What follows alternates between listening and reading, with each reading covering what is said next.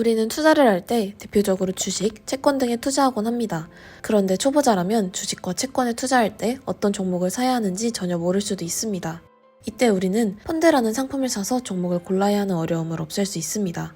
펀드란 투자 전문기관이 주식, 채권, 파생상품 등에 대한 투자를 위해 일반인으로부터 돈을 모아서 투자를 하고 여기서 올린 수익을 다시 투자자에게 나눠주는 것을 말합니다. 전문가가 종목 선택과 투자를 한 번에 해결해주니 우리는 일정 수수료만 내면 수고로움을 덜 수 있는 것이죠.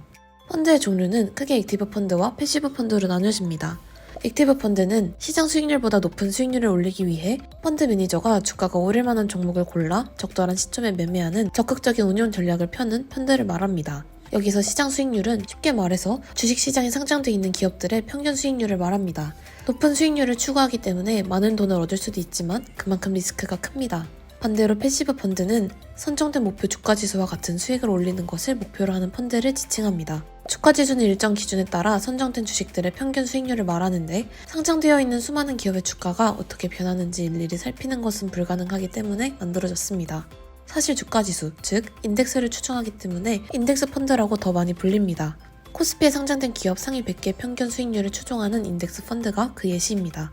과연 액티브 펀드와 패시브 펀드 중에 어떤 펀드가 더 높은 수익률을 올릴 수 있을까요? 액티브 펀드가 높은 수익률을 목표로 운용한다고 하니 액티브 펀드를 선택하면 되는 걸까요? 워렌 버핏의 찬사를 받는 세계 유명 펀드 매니저인 존 보글은 액티브 펀드보다 패시브 펀드, 즉 인덱스 펀드가 더 높은 수익을 가져다 준다고 말합니다. 아무리 공격적으로 펀드 운용을 해도 시장 수익률을 뛰어넘기는 어렵다는 것이죠. 이번 영상에서는 존 보글은 과연 어떤 사람인지, 인덱스 펀드가 액티브 펀드보다 수익률이 좋은 이유는 무엇인지 살펴보겠습니다. 존 보글은 1929년에 태어났으며 그의 집안은 대공황 시기의 경제적 타격을 받아 가정 형편이 어려웠습니다.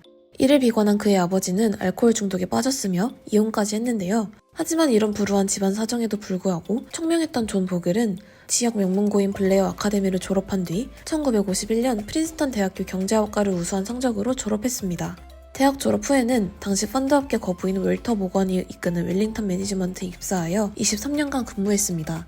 그는 웰링턴 매니지먼트의 CEO 자리까지 올라갔지만 인수합병 실패에 책임을 지고 자리에서 물러나게 되었습니다. 이후 세계 최대 인덱스 펀드 운영사라고 불리는 벵가드 그룹을 1974년에 설립하여 1975년에 최초 인덱스 펀드 벵가드 500을 대중에 소개했습니다. 당시엔 시장 수익률에 투자하는 펀드는 아예 없었고 액티브 펀드뿐이었기 때문에 대중들은 바보 같은 펀드를 판매한다며 비웃었지만 지금은 기존 펀드 최강자라고 불리는 피델리티 펀드를 뛰어넘었다고 평가받기도 합니다. 피델리티 펀드는 지난 영상에서 살펴본 피터 린치가 이끌었던 펀드이기도 합니다. 또한 워렌 버핏은 2016년 연례 서한에서 존 보글은 미국 투자자들과 나의 영웅입니다 라고 말하며 존경심을 드러냈고 2017년 연례 주주총회에서 투자자를 위해 가장 많은 일을 한 사람을 기리는 조각상이 세워진다면 그건 바로 존 보글의 것이어야 합니다 라며 그를 극찬하기도 했습니다.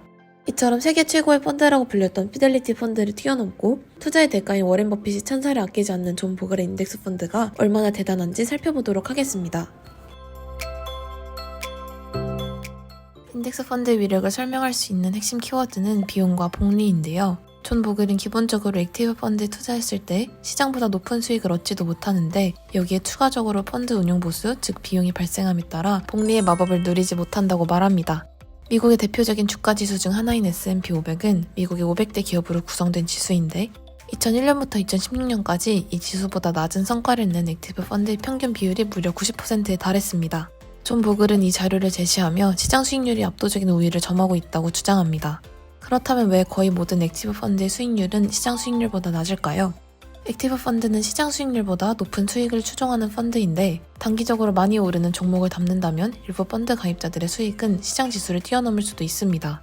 그러나 장기적으로 투자자 전체의 수익률은 시장 수익률과 같을 수밖에 없습니다. 전체 시장 수익률보다 높은 초과 수익을 얻는 투자자가 있다면 그렇지 못한 투자자가 있기 때문인데요.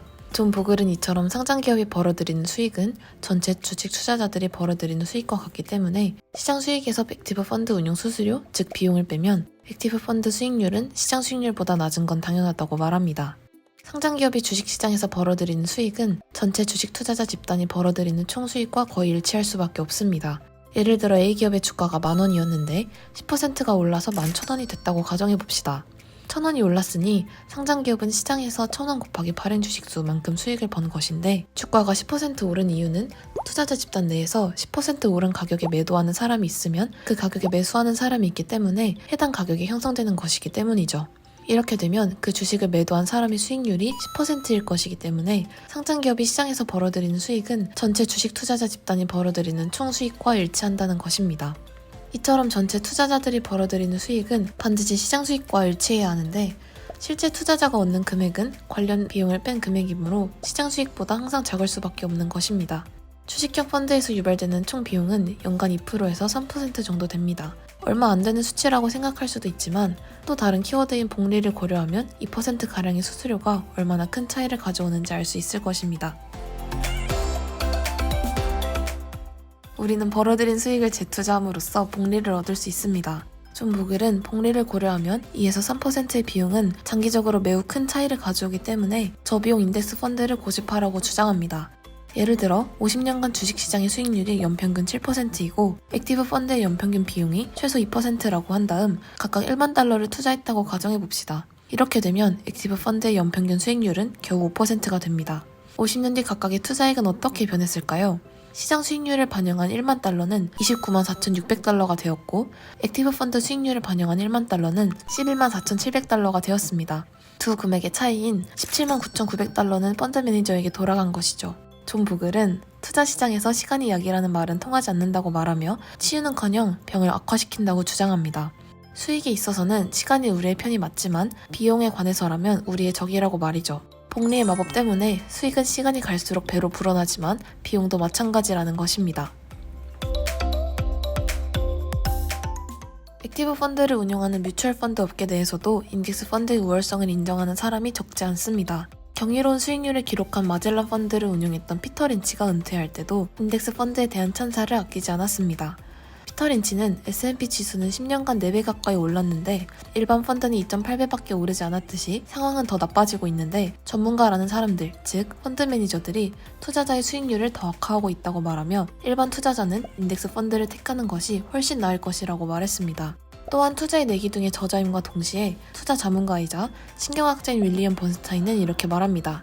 일반적 시장 위험, 즉 물가 상승률 및 전치적 위험 등에서 오는 시장의 변동성에 노출되는 것도 감당하기 쉽지 않습니다. 그런데 여기에 더 보태 투자 자각화를 하지 못한 데서 비롯되는 손실 위험까지 더 떠안는 것은 바보짓이며 이러한 문제를 피하려면 인덱스 펀드에 투자하는 방식으로 전체 시장을 소유하는 것이 최선입니다. 라고 말이죠. 투자는 하고 싶은데 주식 종목 선택이 어렵고 수익을 낼 수 있을지 고민된다면 존 보글의 투자 철학을 토대로 인덱스 펀드에 투자해보는 것은 어떨까요?